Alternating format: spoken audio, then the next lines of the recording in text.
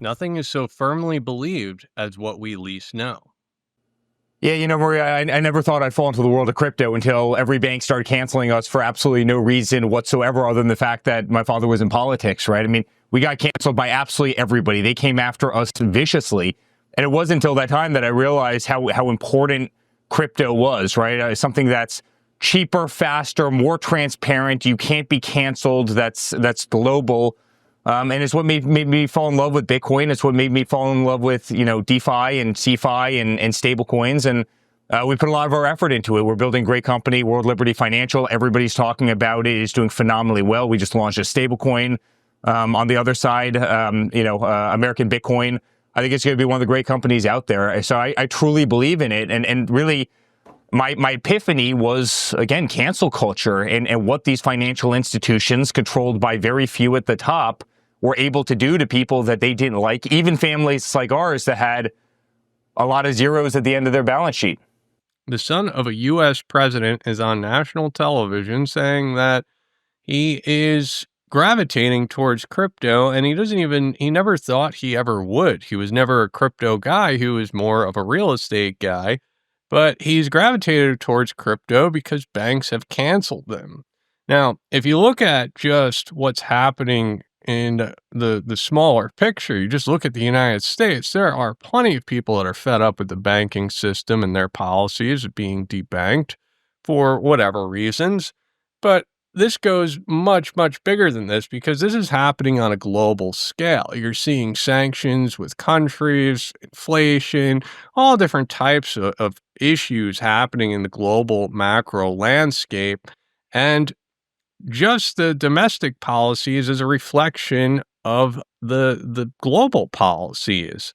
So if Eric Trump feels like, hey, I can't use these banks anymore, I better get into crypto, what do you think other countries are doing? And that's exactly what they're doing, right? They're trying to create CBDCs, they're buying Bitcoin, buying other digital assets, mining Bitcoin. This is why we're having such a huge spark. And this is the grandiose moment for crypto. This is where crypto becomes global. Yeah, I think everybody in the industry does. I mean, I think everybody wants guidelines. I mean, that's part of the problem in the crypto industry. It's always been so murky that people didn't know the guidelines to follow. And we have to be the leaders in this country. There's no question, because every other country in the world is doing it and doing it quickly. And I really actually think the U.S. stablecoin, saves the dollar in a very big way.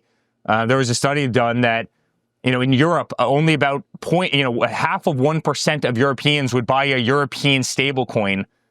Pretty fascinating stuff. Everybody wants U.S. stablecoin, and I think that's tremendously good for the U.S. economy. But listen, crypto's here to stay, right? It's solving so many financial problems. It's bringing parity to the markets.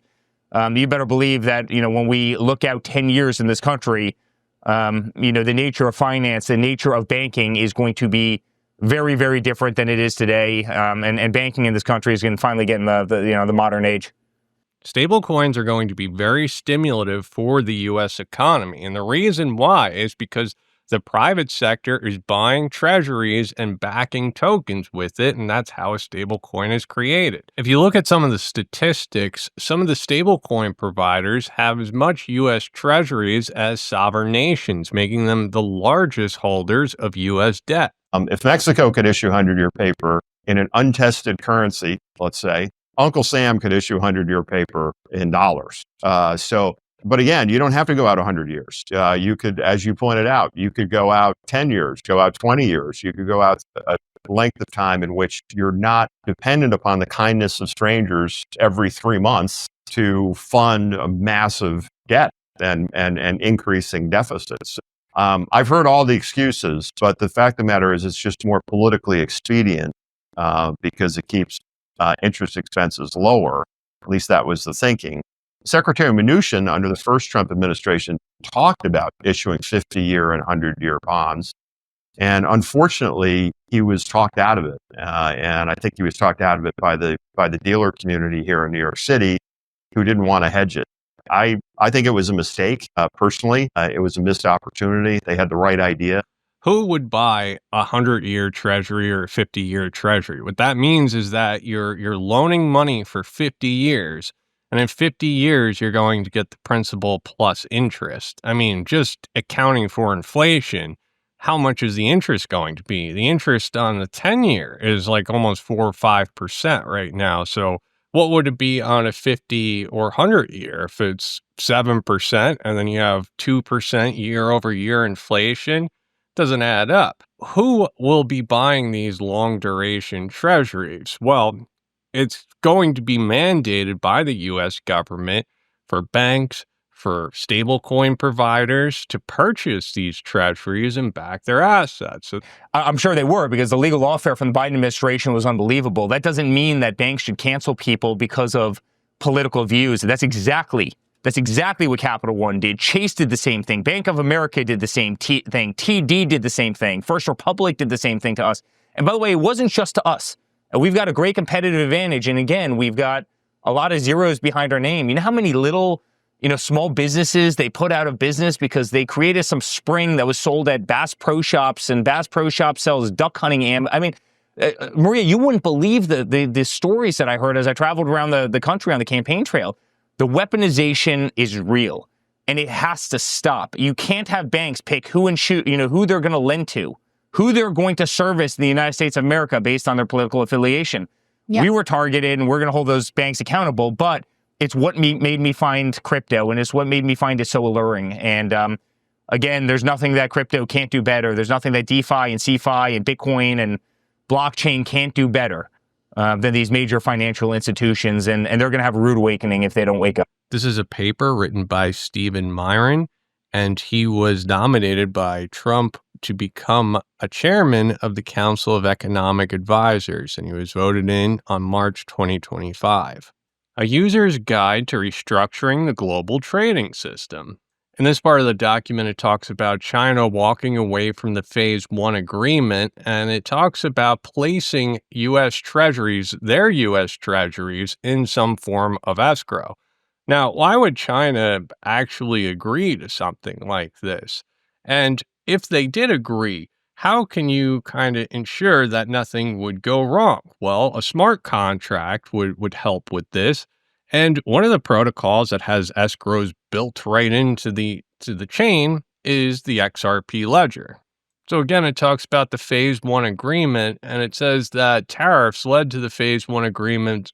Maybe they will lead to broader multilateral currency accords. The global financial system is interwoven, and when one country creates a lot of currency, other countries have to create a lot of currency. It's just the name of the game. You can't have the strongest currency. It's a big disadvantage for trade. So with a multi-currency accord, what they're talking about is some sort of way to get interest rates correct between all of the major central banks. Bretton Woods is a famous currency accord, but there are also less famous ones. Like in 1985, there was a currency accord to devalue the dollar against other fiat currencies. Where I think this is eventually going to head is a global blockchain-based system that takes in real-time trustless data. Now, that's something like Flare's FTSO model, where it's decentralized and making sure that the data is correct. Right now, we work off of central banks' data that's centralized. But to be fair, we would need to have decentralized data. So data feeds coming into this global blockchain-based system that allows AI to study patterns, and it could study patterns on the global economy and try to figure out the best course of action for interest rates globally. And that's what opened my eyes. I mean, I'm a hard asset guy. My entire life has been building real, hotels, golf courses, real estate buildings, right? Commercial buildings, etc. That's what I've done. If there's anybody's eyes who shouldn't have been open to the world of cryptocurrency, it was mine, other than I realized the power that these banks had, and I realized how they were exerting that power, and they were canceling businesses all over our country. It was political. It was forced. They were targeting people that they didn't like. It wasn't fair. And then you realize that there's not a single thing that those banks do that can't be done better, cheaper, more efficiently, faster on blockchain. I mean, why is it that the modern financial system runs, 9 to 5, Monday through Friday? Why is it, Maria, that if you want to go get a loan and you've been banking with a certain bank for 30 years, it would probably take you 100 days to go do it? and you'd be filling out antiquated paper forms. It doesn't make sense, right? And again, that's why I fell in love with crypto. And I truly believe that Bitcoin is one of the greatest stores of value, immediately liquid, an unbelievable hedge against real estate, and something we're really excited about. Decentralized finance is never going to take over banking, but we could see a huge influx come into decentralized finance after it's regulated and allow people to stake their real world assets for loans. Now, the problem with decentralized finance is you have to over collateralize. So to get a $500 loan, you have to stake $1,000. And what banks in the traditional world do is a little bit more levered. The big banks are state run. The big banks are the problem. They're the ones that are listening to all of the government's requests and carrying them out. That's why they're debanking people, is because everybody is politicized and politicians are persuading the big banks to do what they think is right.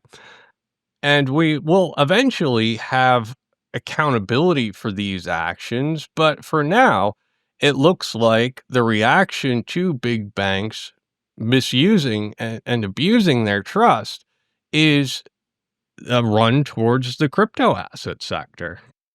This is what jumped out at us. When we saw these numbers, we were like, what is this? In 21, you see 270,000 people, goes all the way to 2.1 million in 24. These are non-citizens that are getting Social Security numbers. Non-citizens getting Social Security numbers. Eric, how many times did we talk about this during the campaign?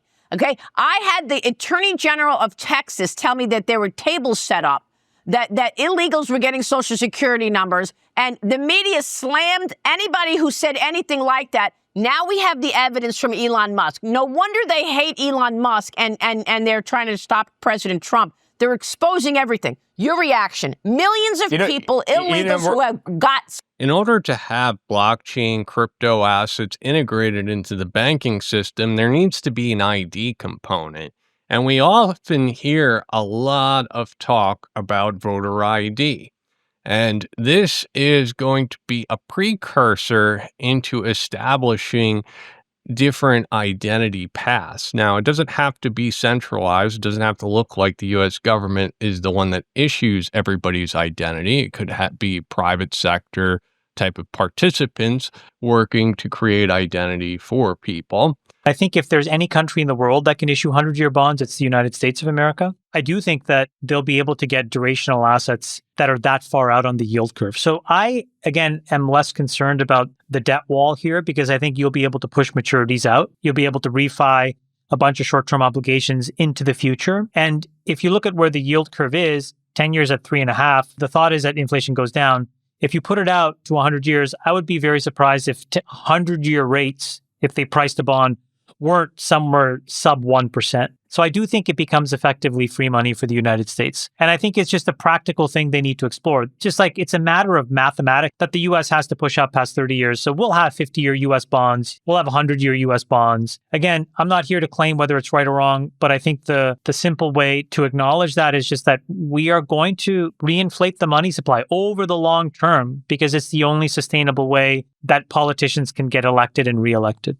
Every time there's a crisis, the Fed will lower interest rates down to 0%. But eventually, they're going to have negative interest rates. And who is going to give money to the government for them to borrow and then pay them less than what they gave them? Well, the banks, stablecoin providers, that's who. So setting this all up for allowing more demand for treasuries, creating 100-year bonds and creating systems that allow negative interest rates. What they're ultimately doing is preparing themselves for the next big crash. When we have the next big crash, they're going to have to go below 0% interest rates. They're going to have to print more money than ever. Doubt is the origin of wisdom. Thanks, everyone. I hope you enjoyed the show. Please take a moment to like and subscribe. If you enjoy content like this, please consider joining my Patreon. There is a 20% discount this month.